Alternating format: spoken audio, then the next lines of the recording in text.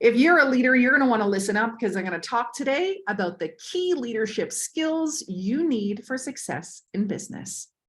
Hello, lovely dynamic women, and welcome to the Dynamic Women podcast. I am Diane Rolston, your host, and today we are going to talk about key leadership skills you need for success in business. Now, I'm joining you today from Vegas. And the reason why I'm here is I'm attending a 2-day mastermind later in the week. And part of kind of my sanity for being able to run my business and do all the things I do is having a little bit of an escape. And so this week I get to be here, be by myself, until my friend arrives, who we're going to the mastermind together. But I think, first of all, that is one thing for leadership success is to have some downtime. I've been coaching a couple of clients this week who, there's a lot of heaviness in their lives. And I think good leaders know when they're overwhelmed. Good leaders know when they need to just take some downtime. And I needed that. So I'm here. What I'd love to do today is share a little bit of what some of you, maybe my listeners, some of my women's community, the Dynamic Women community, what you think the key leadership skills are. Because when I ask this question, what are some key leadership skills you believe are crucial for success in the business world? There were a lot of different answers. And I know there are so many books on leadership skills and how to win as a leader and how to do service leadership or servant leadership and types of leadership and all this, but let's bring it down to what you actually believe. So I'm going to share with you what some of the women in my online community have said. And if you're not yet, please join our free Facebook community where I post daily these engaging questions that get you thinking about business and life. Personal development as well. And sometimes I go live in there and do some trainings and fun stuff. So anyway, join. I'll make sure that the link are in the notes. So Robin first said flexibility. And I'm going to comment on each of these pieces. So flexibility as a leader. Now, I have met some people who have been unflexible. And what happens is you come across as a control freak, right? Plus, so if you're a control freak with your company, with the other people you work with, they're going to stop giving their ideas.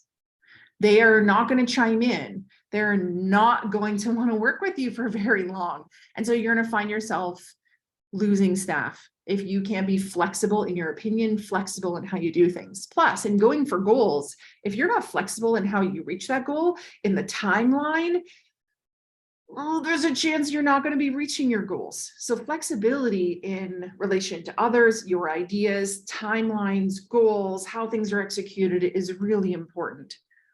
And as I go through these, if you have ideas on how these skills have come into your life, into your business, then please comment, let me know. Deborah says managing expectations.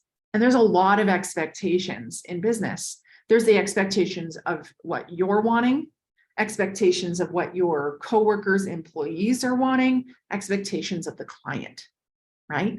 And that's not even mentioning the expectations of society on you, people who don't even pay your bills or aren't engaged with you at all, that are deciding that they have an opinion on what you should do.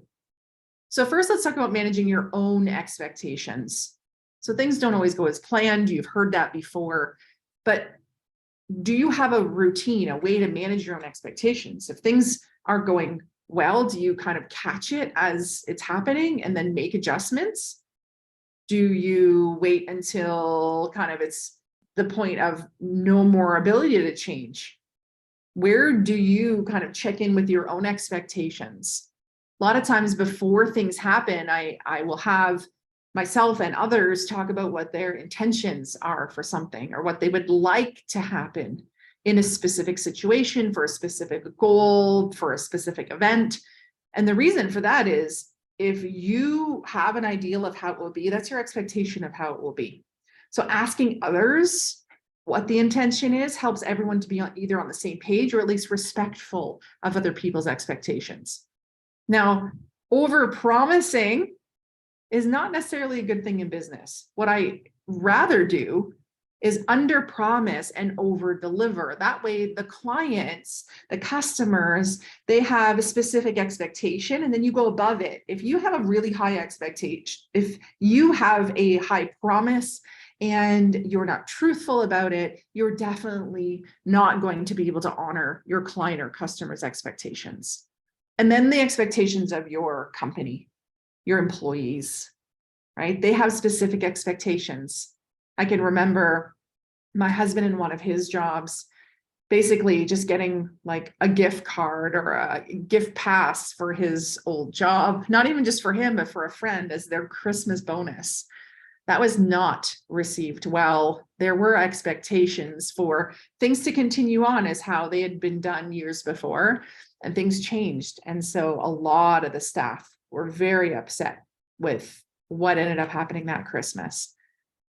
The next thing Lisa shared about encouraging others to shine so they can lead too.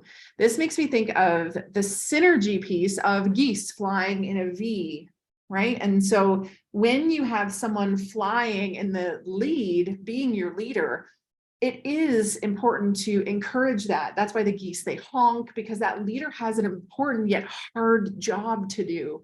And so we need to encourage them to lead when they're there, right? Positive reinforcement, acknowledgements, cheer them on, but also, having the leader move out of the way and let others step in, giving them specific roles, specific tasks where they get to make the decisions and use their talents and skills to shine and have a great outcome.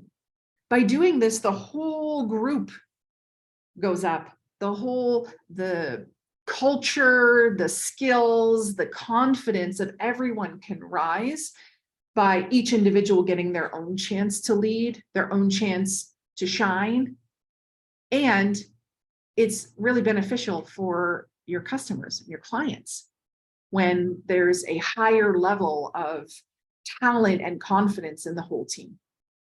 Next, Paula says, the ability to be humble, to consider not oneself as the crucial or critical link to success, but to enable others to develop their unique skills, which will contribute to the success of the whole. So leaders, don't think that you're the reason why the success happened, right? You led the success maybe, but if you are too much of a crucial link, your business cannot go far, because what's going to happen is you are the cog in the wheel. You are the one holding things up. If you are sick, does the ship go under? So I love that Paul is mentioning the ability to be humble. One of a very successful member of CAPS, Tom Stoyan, who he teaches this program every year on referrals and leveraging your unfair advantage, he calls it. So he's teaching sales skills. In his course, after decades of being in the sales industry, after so much success, financial as well as compliments from his clients, he still asks in his training that he's providing, would it be helpful if I shared that with you? Would it be helpful if I gave you some ideas? Would I be helpful if I gave some feedback, rather than other people who've just said, well, Diane, you need to do this. Well, that's your problem, right? He comes across in such a humble way, and boy, just him sharing that in his actions actually taught me. And so I use that all the time. Would it be helpful if I shared some ideas? And that has helped me to kind of tone it down in my confidence level as a leader. And so I really appreciate that. So thanks for bringing that up, Paula. Lindy says joy-based leadership. I'm not sure which way Lindy meant about this, but what I see it is positive, optimistic, and yes, happy leadership. I hire a lot of virtual assistants from the Philippines, and what I hear from them the most is that they were in a toxic work environment where their boss yelled, where their boss was cutting employees down, embarrassing them in front of others. And I've also heard stories of a boss that didn't believe in the direction the team was going. And so negativity is not the way to do it. the leader needs to show like the vision for the whole team of like, this is where we're going and we can do it, and to provide that hope.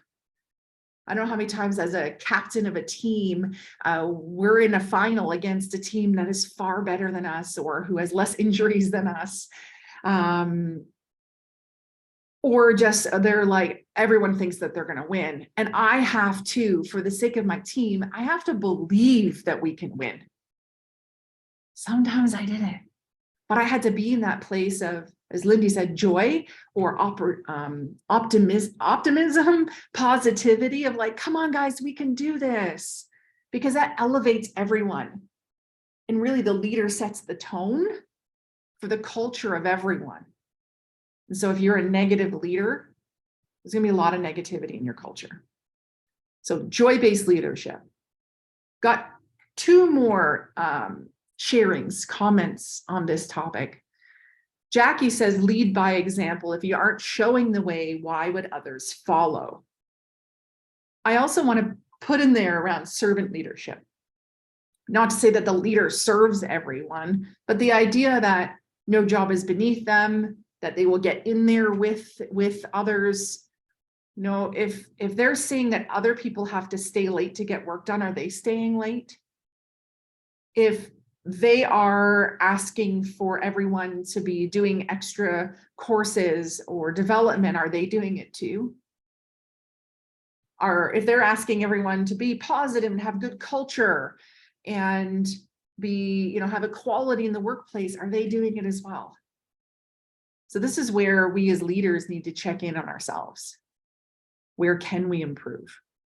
So sometimes it might be doing a 360 feedback survey with people in our lives, people at our work, to see if we're actually stepping into that role that is best for the company. If you have never done a 360 feedback survey, what happens is you send out the survey to a bunch of people you trust, who you think will give you straight answers. Maybe some people that really know you well and some people that don't know you as well, both personally, professionally, in the past and in current. And then you go through that feedback after all the questions are answered and you get some really great insights. This is something I do for clients because it can kind of be awkward to send this out yourself. And then I can provide a filter and we can talk through the different pieces. If you want to know more about doing that, or if you just like, let's just do it, Diane, send my team an email, team@dianerolston.com, and say you want to do a 360 survey. So lead by example is a good one. Thanks, Jackie. And last, Rita's got a bunch of different comments that she put here. So I'm going to read through them all and then pick apart the ones that I want to talk about. Humility, we've covered, right? Empathy, diplomacy, and integrity. And then demonstrate consistency between words and actions. And then be an encouragement to others and be joyful. So some of these we've pulled in, but the one around empathy, yes, stuff happens in people's lives. Sometimes there's deaths, there are mental struggles, there are people not being able to be at their full capacity. And so having empathy for your staff, also empathy for clients, is important, right? We're all just people trying to live this life, and not everyone is running on full cylinders 100% of the time. That also, though, means that the leader needs to be empathetic to themselves, to honor where they're at, honor what they need. And then that kind of comes into diplomacy.